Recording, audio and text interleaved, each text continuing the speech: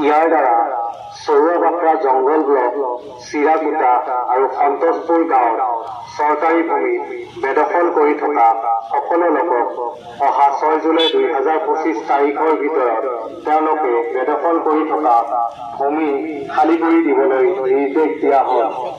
আপোনালোকৰ জ্ঞাতাৰ্থে জনোৱা যায় যে উপৰোক্ত গাঁৱত বাস কৰি থকা ভূমিহীন লোকৰ বাবে ইতিমধ্যে ধুবুৰী জিলা প্ৰশাসনে আঠানি চক্ৰৰ বজাৰগা গাঁৱত 300 বিঘা মাটি সংৰক্ষিত কৰি ৰাখিছে আৰু স্থানান্তৰৰ কাৰণে এককালীন সাহায্যৰ ব্যৱস্থা কৰিছে।